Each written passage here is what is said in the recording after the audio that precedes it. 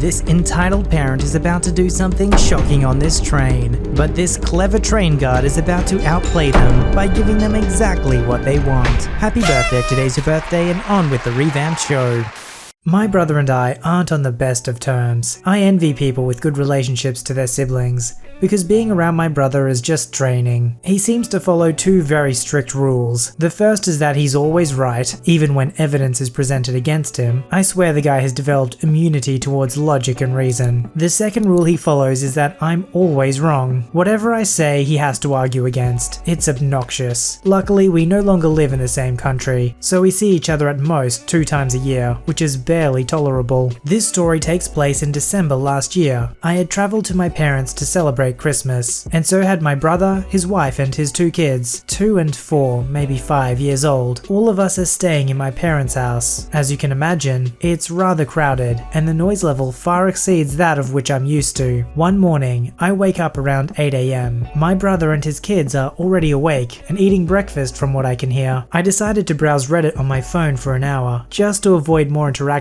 than I have to. When I finally decide to leave bed and have breakfast, my brother and his family have moved on into the TV room. The TV is on and they're watching cartoons on YouTube. I make myself 2 sandwiches and join them. My brother hands me the remote and says, "Just put on whatever 4-year-old is pointing at. I need to go to the bathroom." Alright, I can do that. Unlike his father, the little guy is actually pretty cool to be around. We browse child-friendly YouTube videos, eventually settling on Barney the Purple Dinosaur. My brother has by this point returned. Eventually the video ends and related videos pop up. 4-year-old is pointing at a video called Scientifically Accurate Barney the Purple Dinosaur. I've been browsing enough internet to know that that is not a child-friendly video. The conversation goes as follows. "Uncle, please put that one on." "I don't think that's a good idea. How about another one?" "But I want to see that one." My brother interrupts me. "Put that one on. He wants to see it." I really don't. "Put it on." Trust me, it's, "For goodness sake, put it on." Alright, but this one's on you. I mentally prepare myself for the total show that is about to go down as I place the remote on the table. No more than 15 seconds into the video, the first images of cartoon gore is displayed. The 2-year-old starts crying. The maternal instincts of my brother's wife kicks in, and she starts yelling at my brother to turn it off. Brother finally manages to turn off the video. The 4-year-old, having seen forbidden content, is now throwing a tantrum over not getting to see the entire video. Brother's wife does her best to comfort the 2-year-old, but she's crying her eyes out. Meanwhile, my brother is trying to end the tantrum of the 4-year-old. Despite the mayhem, all I can feel is total inner peace. Never has utter chaos been so satisfying. Finally, my brother turns to me. "Why would you put on that crap?" In a calm voice, I simply reply, "Because you told me to." "But you knew what it was." "And you didn't listen, and I tried to warn you." "You never tried to warn me." I sigh. At this point, I just leave. There is no winning this argument. After all, he's always right, even when the evidence is screaming otherwise. It is difficult when you're dealing with one of those people who believe they're always right and you're always wrong. Maybe it's a family member, maybe it's a close friend. It's just frustrating because there are those times where you know 100% for sure that you are right, and yet they choose to argue, not because they think they are right, but simply because they can't let you win. It's sad, especially if they're claiming to be your friend.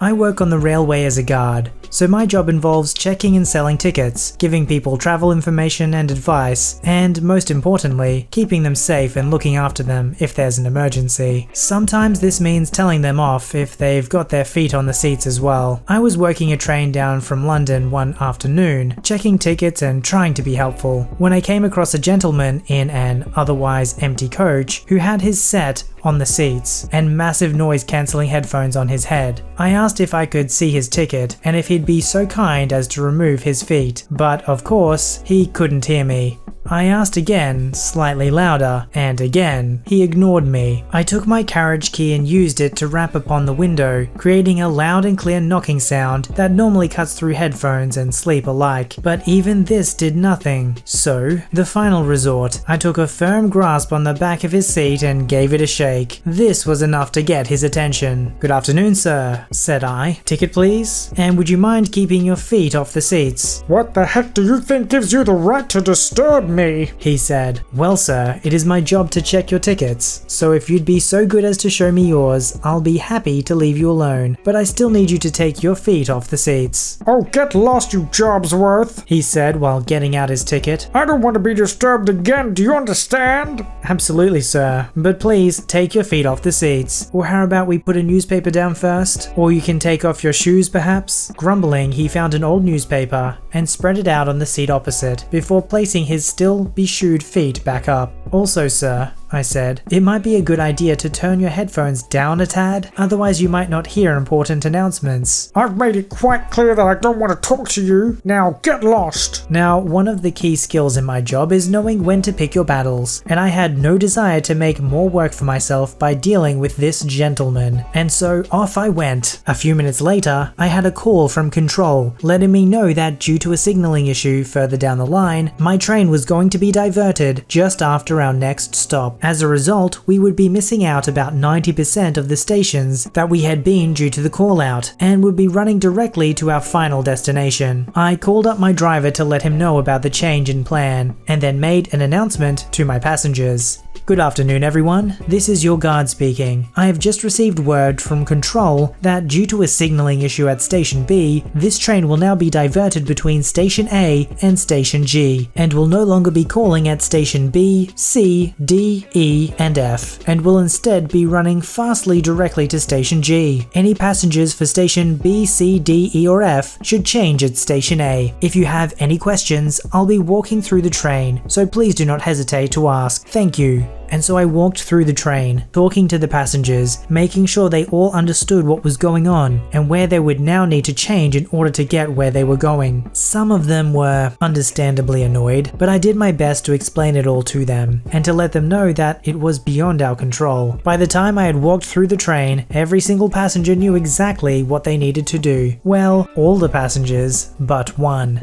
We arrive at Station A, and quite a lot of people got off. I had an 8-coach train, and now only 20 or so passengers. It was nice and quiet. I made one last announcement about the diversion, then shut the doors, and gave the driver 2 on the bell, the signal that we were ready to start. I happened to be in the same coach as the gentleman from earlier, who now had his eyes open, and was looking out of the window. I watched him as he watched the world slide by as we pulled out of the station, and I watched him as he felt us bounce over a set of points that we would not normally have crossed over. I watched him as he began to realize that the view out of the window was wrong and that we had gone down a different line to usual. And I watched him as we started to zip past stations that he had clearly never seen before, as we took the diversion down to Station G. After a few minutes, he walked to where I was sitting in my little guard's office and asked me what time we were due to arrive at Station B. Well, like I said in the announcements, we're not going to Station B anymore. We're running non-stop to Station G. I did make plenty of announcements about it. "Well, I didn't hear anything. Why didn't you tell me?" he shouted. "You made it perfectly clear that you didn't want me to disturb you, sir," I said, "and I had warned you about being able to hear the announcements." "Well, I need to get to Station B. How am I going to get there now?" This was perfect.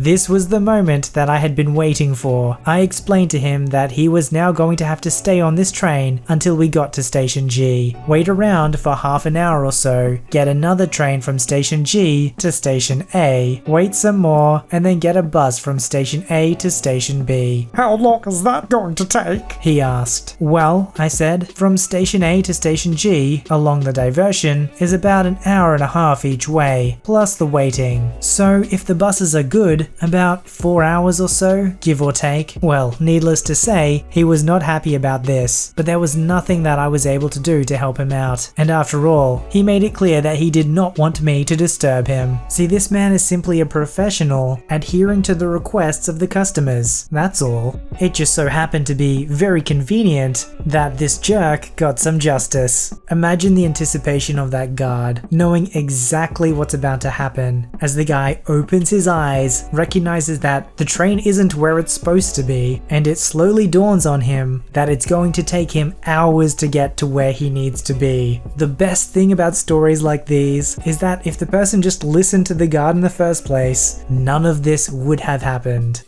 My father had a job as a mainframe operator for a company that had contracts doing work for state governments, involving a lot of data processing. His job involved babysitting a group of servers and rebooting them when the monitoring software said they hung, occasionally minor programming, and annually talking to the auditor, the state whose contract he worked on sent in. The auditor loved him because he always ensured they had detailed records ready. Also, the contract specified that absolutely everyone on the contract had to be a US citizen, and the auditor always demanded names and social security numbers. He had about 5 years to go to retirement. In 2 years he would be eligible to retire, 5 until he maxed out his benefits. They really desperately needed somebody to take the night shift, so he took it. He would be allowed to work from home full-time, and he would be retiring soon anyway, and he would save a young married family person co-worker from having to do it. Every fall, he and I have a week's vacation together in Disney World because he owns a timeshare there. 1 year, almost 3 years into the 5, he showed up looking kinda steamed. So after we checked in, I asked him to spill the beans. It seems that his company had decided to sell off the division, and they were purchased by an outsourcing company in India just the week before. The new company told him he'd have to attend some mandatory meetings during our vacation. When he explained that he had a vacation booked for that time and would therefore be unable to attend the meetings, they said, "No you don't, your vacation time was accrued with the old company and they approved the vacation time. You have no accrued vacation time with us, so if you want to take the time, it'll be unpaid and we'll note in your HR record that you demanded time off without approval." He and I already had a few $1,000s sunk into the vacation, so he said okay and took it unpaid. When he got home, he immediately looked it up and figured out that if he retired in a few months instead of waiting 2 more years, he would get about $50 a month less money. He decided that the money was worth it to him, so he started the process. The new employer instantly hired temps from India to work on the contract. My father pointed out to them that he was responsible for proving to the auditor that only US citizens in the US were working on the project, so the company flew them to the US. He pointed out to the employer that they still weren't US citizens. They shrugged, and he figured out that he would be retired before the auditor came around again, so they could deal with losing the contract after he left. He printed copies of his emails to them saying, "You can't do that or you'll lose the contract," and their emails to him saying they didn't care what he said and kept the prints to cover his behind. Meanwhile, the new company announced that he had to have a cell phone. The old employer skipped that because everybody knew that cell phones don't work at his house, no coverage from any carrier, but the new company was strict about it. He had to spend several hours doing paperwork about it, and then they sent him one. It didn't work, as expected, so they demanded he bring it into the office in person, which ate a couple days of his work time because he had to get to a day schedule, then spend a day driving it in, then go back to a night schedule. When he drove it in, IT looked at it, and of course they found nothing wrong, because there was cell coverage at the office. So IT took that one, and they sent him another one. Lather, rinse, repeat. Then he had to get back onto a day schedule for them to send a technician around to determine where at his house there was an acceptable signal so they could install a booster. This took several days of his work time, and of course the tech was amazed that there wasn't any place in his house with any signal at all. They finally sent him a third phone, and he put it in a Ziploc bag and put it aside. Dad had a Windows XP laptop for work, and the current version was Windows 7. He's not an "I refuse to upgrade" person. The problem was the company refused to pay for upgrades to the monitoring software for the mainframes, and the version they had would only run on XP. The IT department for the new company really wanted everyone on 7 and off of XP. He and all his co-workers refused. However, since they all worked at the office, they'd come in one morning and find they had a shiny new computer which wouldn't run any of their software. So they were an entire staff of IT professionals getting paid a salary to twiddle their thumbs. My dad wasn't there, so IT couldn't get their hands on his laptop, and he became the only person who could tell what the servers were doing. IT got increasingly nasty about it until they finally cut him off to the network entirely, and he had to get his boss to intervene. The time finally came for him to retire. IT had been nagging him several times a day to make an appointment with them on retiring day to give them his laptop and the unused cell phone, and he had to have a goodbye meeting with his boss anyway, so he was going in instead of mailing things. When the day rolled around, he went in, and IT met him first and took the laptop to be wiped and disposed of. Then he met with his boss. They chatted for a while, and then it occurred to the boss that the laptop kinda mattered because it was literally the only computer left in the company with which they could run the vital monitoring software. My dad said, "Oh, IT took it from me an hour ago to wipe it." The boss actually screamed, "No!" and ran out of the room. My dad waited a while and left. He never saw the boss again. So many IT problems seems like they would be solved or would never be an issue in the first place if they just let the IT people do their job instead of management trying to micromanage everything they do. It ends up costing them more trouble in the long run anyway. I don't know if it's they think that they know better, like, well, obviously Windows 7 is better than XP, so we need to upgrade. This is why central planning never works and decentralization is always a better option, because no one person or small group of people can know all the details of how to run something.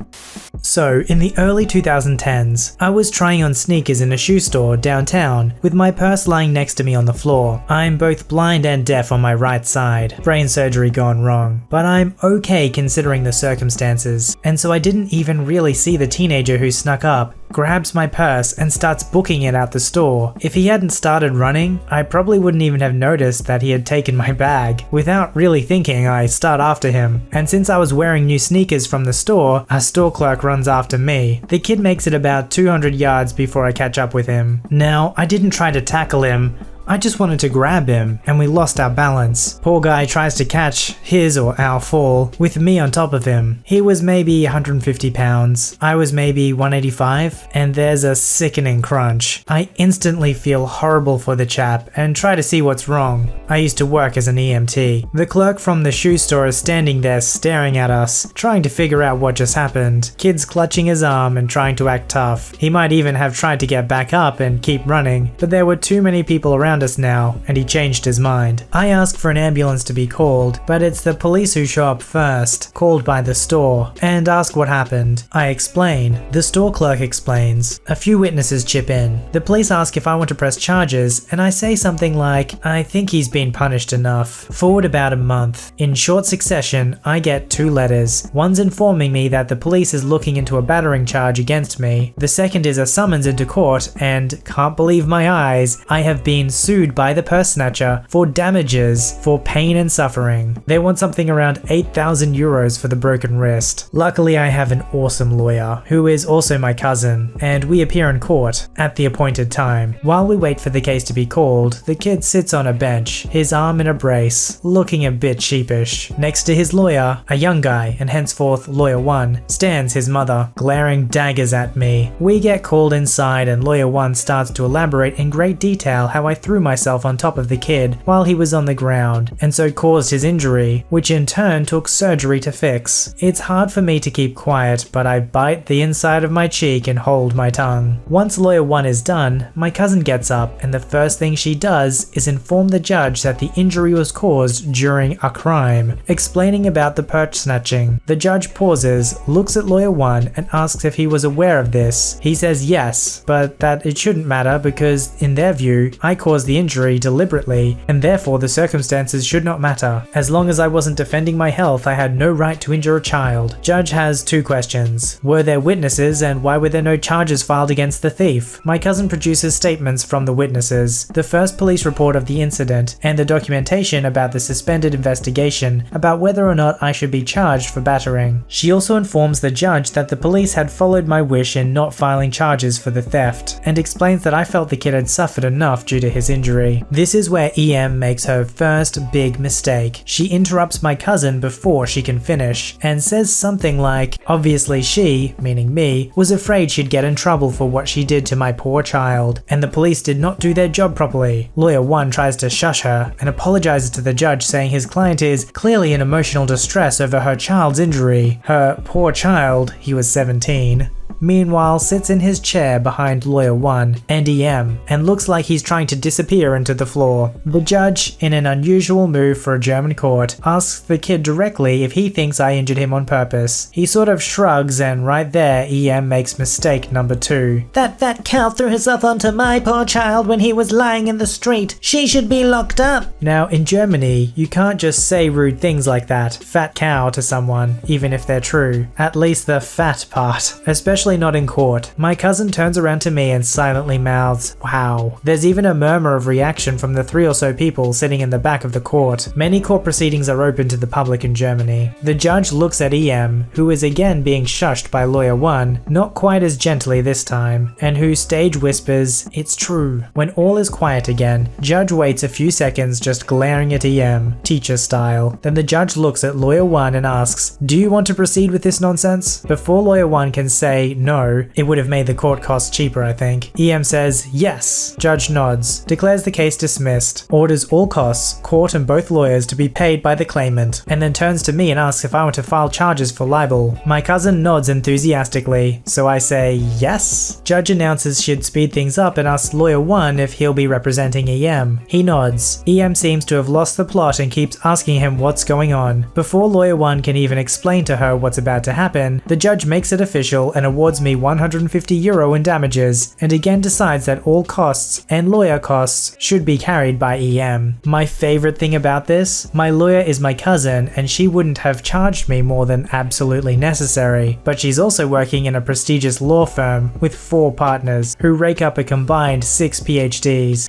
which is not cheap. I don't remember the exact amount EM ended up getting billed with, but it was a good chunk. I've never really understood that in court cases where somebody breaks into someone's house, steals something from someone, like in this situation, the person then tries to defend themselves, and yet they're the one that gets sued. I understand the argument, the whole excessive force thing, but most of the time it seems like it's pretty reasonable, and yet they're getting sued anyway. I mean, I guess that's the point of the court case, to work out if the force is excessive or not, but it just seems like if the person's committing a crime, how is it that they can then sue their victim? Pretty messed up, considering the hero of our story didn't press charges in the first place because they thought the broken wrist was enough. I mean, I know it was the entitled mother who ended up pushing for it, but well, she messed up and she ended up getting exactly what she deserved. Submit your story to be read on the channel at voiceyherestories@gmail.com and join our Voicey veteran community at r/VoiceyHere. Don't forget to like, subscribe, and hit that bell to never miss an episode. Alright, Voicey veterans, I'll see you in the next one.